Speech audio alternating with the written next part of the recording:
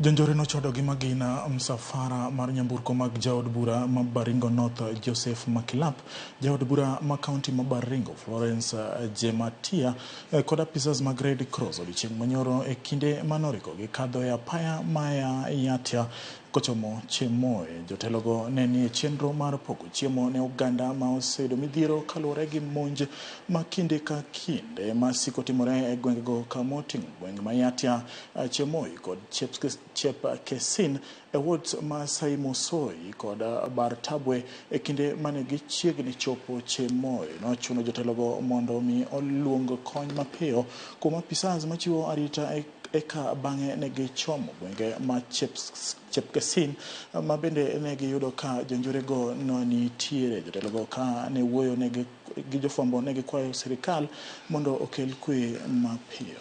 People that we've seen through. So hapa kuna shida kubwa na tunaomba serikali pia tuendelee. Even this Chepkesin Primary School, you can see this Chepkesin Primary School. Today there are only 40 students, and this school was rehabilitated by the armed forces, courtesy of the government. So, and when we came, ijulikana ya kwamba hata mbele ya sisi kukuja na watu ya Red Cross barabara yote kuanzia huko Moinoni all the way to Yatia to here, we faced some gunshots. Yes.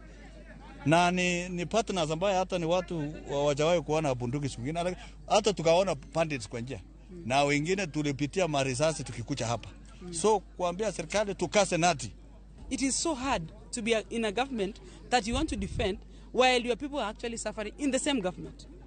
Sometimes we become so helpless, which also put our people or the residents of these areas which are actually affected by the insecurity to be at a very crossroad, and they are not able to move because you are in a government that you think they are going to help you, or you are going to, have this problem solved, but it is actually becoming a bigger problem for these people to survive in their own government. Your Excellency the President, I want you to take time. It is not easy, yes, but I want you to take time and understand that the bandits are gaining more resolve and strength every day. Shamelessly, these people even shot at the Red Cross team. We are asking the government, please sort out this mess. Look at the emboldenment. We have the RDU, we have the GSU, but these people don't feel anything. Senator